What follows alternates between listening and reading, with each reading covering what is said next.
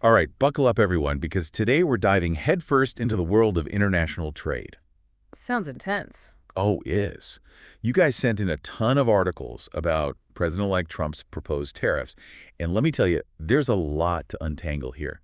We're talking a 25% tariff on goods coming from both Canada and Mexico, Wow. and to add fuel to the fire, an extra 10% on anything coming in from China. So, that's a pretty big deal. Yeah, it is. And what's really fascinating is how these tariffs are being framed, right? They're not the usual protect our industries or bring in more money for the government type of tariffs. You're right. It seems like President-elect Trump's main goal here is to tackle some really tough issues, like drug trafficking, fentanyl specifically, and curbing illegal immigration. He's even gone on record saying these tariffs will stay put until these issues are resolved. We've got news articles breaking down the announcement, economic analyses trying to predict the fallout, even some historical deep dives into how tariffs have been used in the past. It's a pretty bold move to use tariffs for something other than economic reasons, wouldn't you say?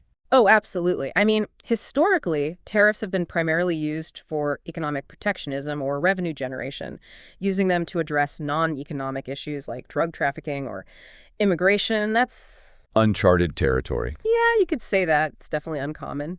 So before we go any further, let's make sure we're all on the same page. What exactly are tariffs? Well, to put it simply, a tariff is basically a tax on imported goods. This makes those goods more expensive for us, the consumers, which can, in theory, protect domestic producers from foreign competition or bring in more revenue for the government. So essentially making foreign goods less appealing and encouraging people to buy domestic. Exactly. Okay, that makes sense. Now, one article you sent mentioned that these tariffs could end up costing the average household an extra $2,600 every year. Yeah, And some estimates are even higher, suggesting it could reach up to $7,600. that's right. And it's crucial to remember that we're not just talking about abstract numbers here. This is going to have a very real impact on people's daily lives. Think about your weekly grocery bill potentially going up by almost $4. Oof, that adds up. Duh. That's an extra $200 a year just for your regular groceries. Hmm. We're talking coffee, beer, shrimp, bananas, avocados, all the essentials. Right. And that's not even factoring in the bigger purchases.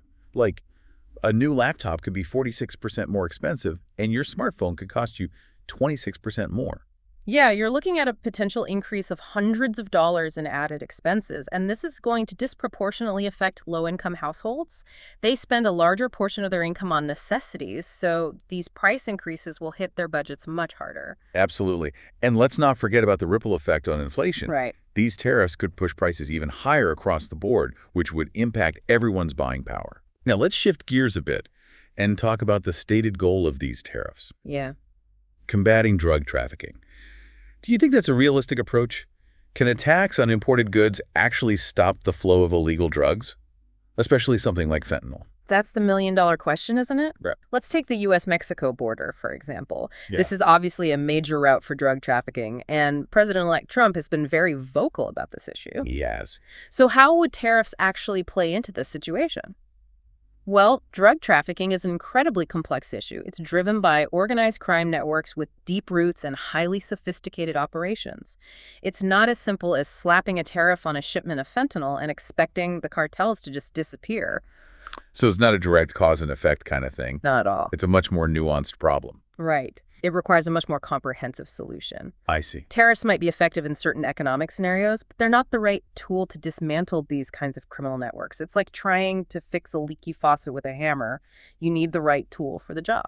That's a great analogy. So if tariffs aren't the answer, what would be a more effective strategy? Well, instead of relying on economic tools like tariffs, a more promising path would involve closer cooperation between the U.S. and Mexico. Think about things like joint task forces, sharing intelligence, working together to target the financial infrastructure of these criminal organizations, really hitting them where it hurts their wallets. Makes sense. Ah, Now let's broaden our perspective a bit and consider how Mexico, Canada, and China might react to these tariffs. Each of these countries has a unique relationship with the U.S., and I imagine these tariffs could create some tension. Let's start with Mexico. They're already dealing with the new trade dynamics of the USMCA, aren't they? They are. You're probably familiar with NAFTA, the old trade agreement between the U.S., Canada, and Mexico. Vaguely.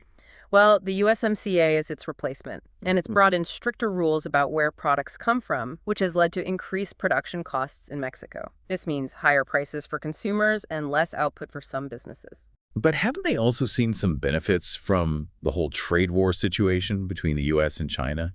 I remember reading something about this trade diversion where companies shifted their production to Mexico to avoid U.S. tariffs on Chinese goods. That's correct. As the U.S. imposed tariffs on Chinese goods, some companies opted to move their production to Mexico to get around those tariffs. Right.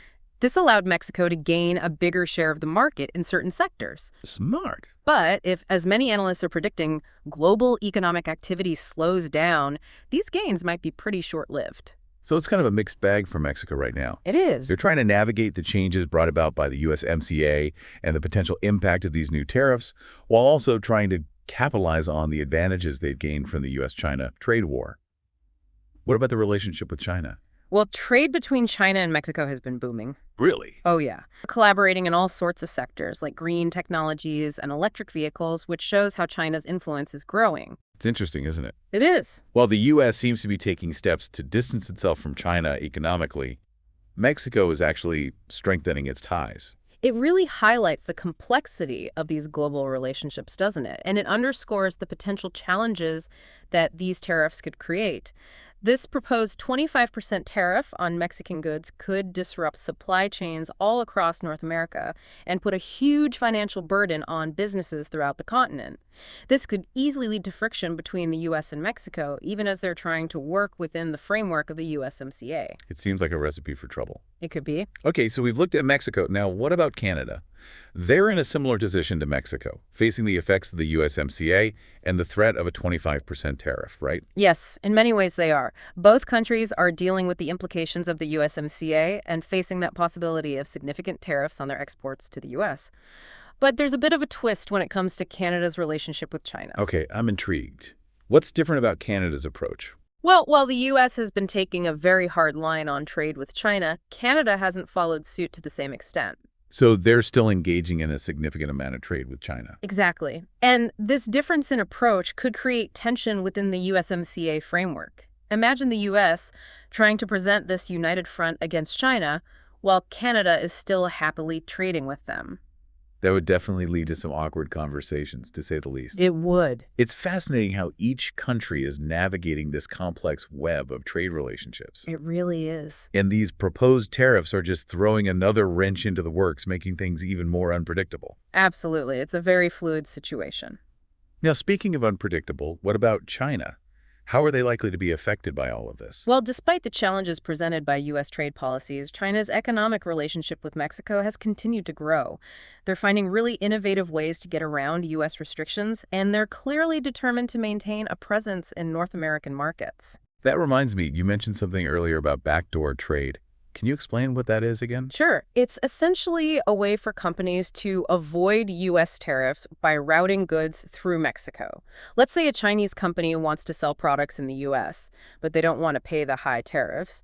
They might send their goods to Mexico first, and then from there, those goods are shipped to the U.S. So it's like a workaround. Exactly. It's a clever workaround that shows how adaptable companies can be when it comes to trade barriers. It's like a game of economic chess, with each side trying to outmaneuver the other. You got it. And it sounds like China's a pretty strategic player. Oh, they are. But as the U.S., Canada, and Mexico try to develop a more unified approach under the USMCA, especially when it comes to addressing China's economic practices, China might find it harder to maintain its current level of access to North American markets. So it sounds like we're in for a very interesting and potentially volatile period in international trade. Oh, for sure. Lots of moving pieces, lots of potential for conflict, and a whole lot of uncertainty. Well, we've come to the end of our deep dive into President-elect Trump's proposed tariffs. It's been quite a journey, hasn't it? We've explored so much, from the potential impact on your wallet to the complex dynamics of international trade. And of course, that ever-present possibility of a global trade war. We've definitely uncovered some potential trouble spots, but I think we've also highlighted the importance of cooperation, dialogue, and a long-term perspective when it comes to global trade. We hope you're leaving today with a better understanding of the issues at play. Remember, knowledge is power, and the more we know about the forces shaping our world, the better decisions we can make. Couldn't agree more. Thanks for joining us on this deep dive. Stay curious, and we'll see you next time. Until then, take care.